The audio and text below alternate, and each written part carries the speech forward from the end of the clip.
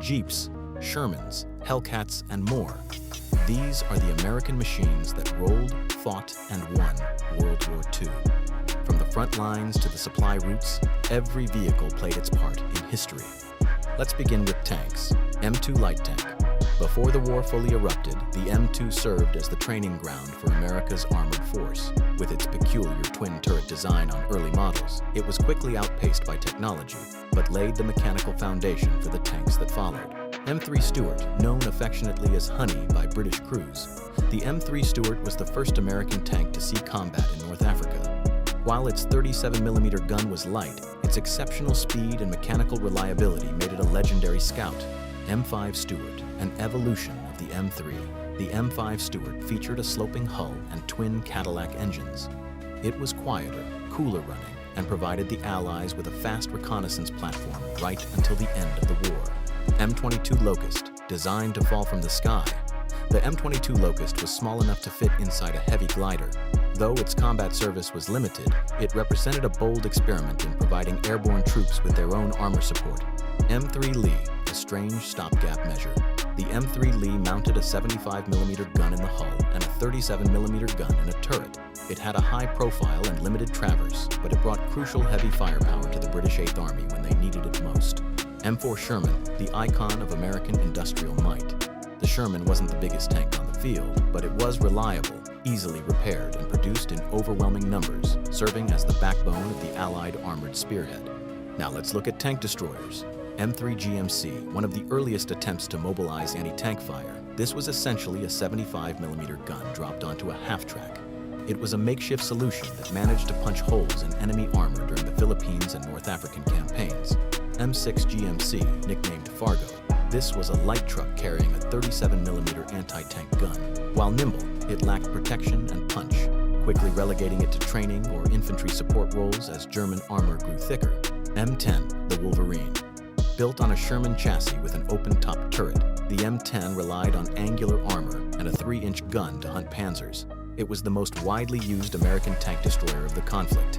M18, the Hellcat, was built for one thing: speed. Hitting 50 miles per hour, it was the fastest tracked vehicle of the war, using hit-and-run tactics to outmaneuver heavy German tanks.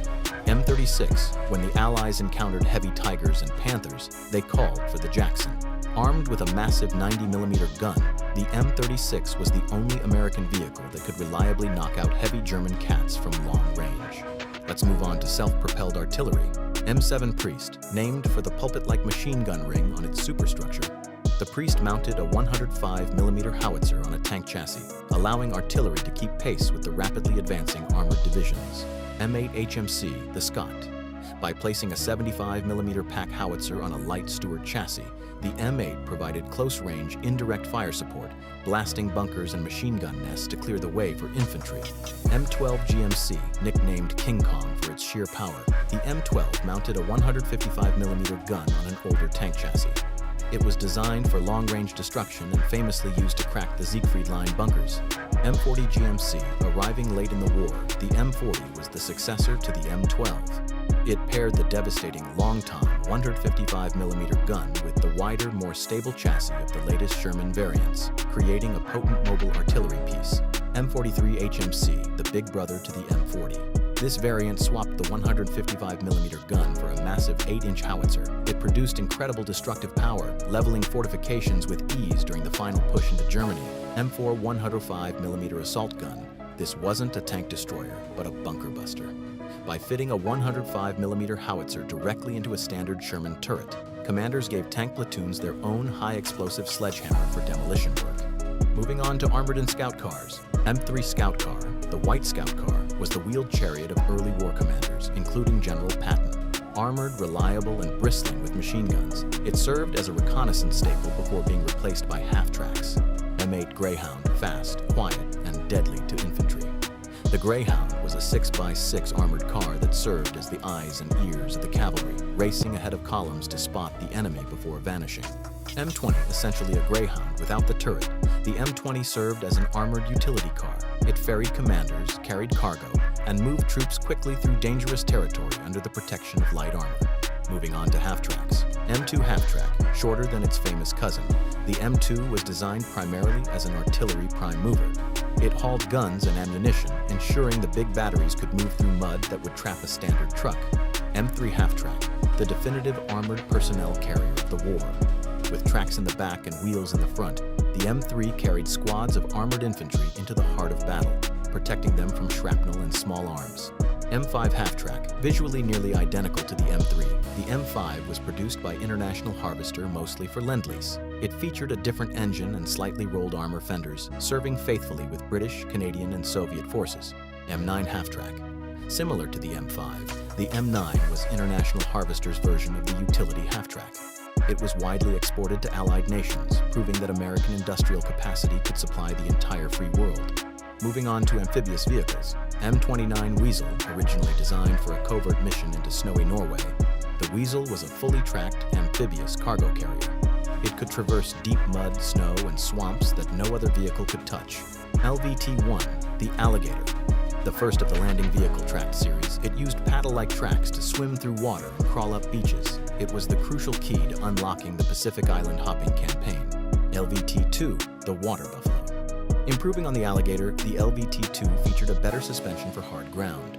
It became the workhorse of the Marines, ferrying supplies from ship to shore under heavy fire. LVT-4, a massive improvement in amphibious design, the LVT-4 moved the engine forward to add a large rear ramp. This allowed troops and jeeps to exit directly onto the beach under cover, rather than scrambling over the tall sides. LVT-A1, an Amtrak with teeth. This variant mounted a 37mm turret from a light tank, effectively turning the landing craft into an amphibious tank hunter to support the first wave of Marines. LVT-A4, recognizing the need for bigger booms, the LVT-A4 swapped the small anti-tank gun for a 75mm howitzer turret. It acted as floating artillery, blasting beach defenses at point-blank range. DUKW, pronounced duck. This was a masterpiece of logistics. A six-wheel drive truck encased in a boat hull, it could ferry supplies from a transport ship directly to a depot miles inland without ever stopping to unload. Let's move on to trucks and prime movers. Willys MB, Ford GPW, the Jeep. General Eisenhower listed it as one of the three tools that won the war. Small, rugged, and capable of going absolutely anywhere, it became the universal symbol of American liberation. Dodge WC, the Beep, or Big Jeep. The Dodge WC series were rugged 3/4-ton trucks that served as weapons carriers, ambulances, and command cars. If a Jeep was too small, the Dodge was the answer. Chevrolet G506, the 1.5-ton Chevy. Often overshadowed by larger trucks, the G506 was a critical logistical link, hauling troops and towing artillery in every theater of the war, including the freezing Eastern Front via Lend-Lease. GMC CCKW, the Deuce and a Half, the backbone of the Red Ball Express. Over 500,000 of these trucks were built, creating the endless river of supplies that fueled the Allied race across Europe. M4 high-speed tractor. When artillery became too heavy for trucks, the M4 high-speed tractor took over. A fully tracked prime mover, it dragged heavy anti-aircraft and field guns through the worst terrain imaginable.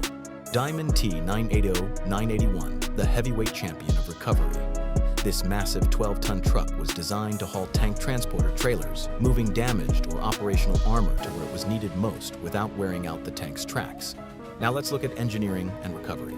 M32 TRV, the tank recovery vehicle. Essentially a Sherman tank with a fixed turret and a massive crane, the M32 braved the front lines to winch damaged tanks out of the mud and tow them back to safety.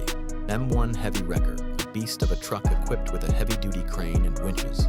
The M1 Wrecker was the mechanic's best friend, capable of lifting engines, righting overturned vehicles, and clearing the roads for the convoy. Finishing off with liaison and staff vehicles.